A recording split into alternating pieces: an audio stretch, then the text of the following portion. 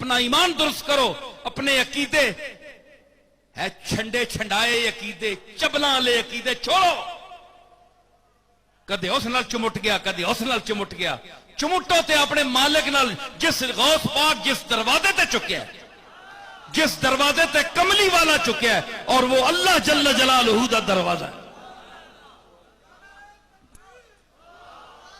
جس بندے کو تسی ڈر سو، جس بندے یا تسی سمجھ سو کہ پتہ نہیں اس کی وجہ تو میرے تے کہ مصیبت بن جاوے، یہ تہاڈی بزدلی ہے، تہاڈے اندر ایمان ناقص ہے۔ کسی کو نہ ڈرو، صرف اللہ کو ڈرو۔ ہوا اہل التقوی و اہل المغفرہ، ڈرنے کے قابل وہی ذات ہے۔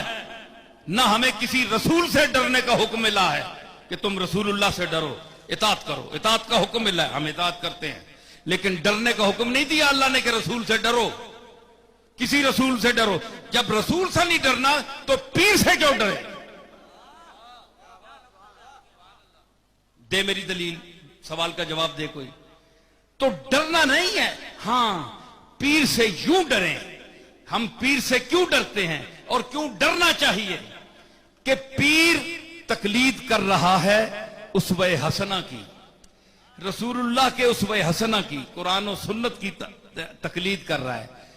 مرید صاحب پیر صاحب کی مان نہیں رہے، وہ کہتے ہیں بس پیر پکڑ لیا، دنیا داری کے لیے پکڑا ہے، کوئی کام آ جائے گا، کوئی کل قرضہ لینا پڑے شاید پیر صاحب سے مانگ لے گے، بڑے امیر آدمی ہیں، اندر سے پیری فقیری تو ہم آپ کی مانتے ہی نہیں، صرف اپنے دنیا کے کام چلانے کے لیے ہم نے آپ کو پیر سمجھا ہوا ہے۔ یہ آج کل کی اکثر پیری مریدی ایسے ہی ہوتی ہے۔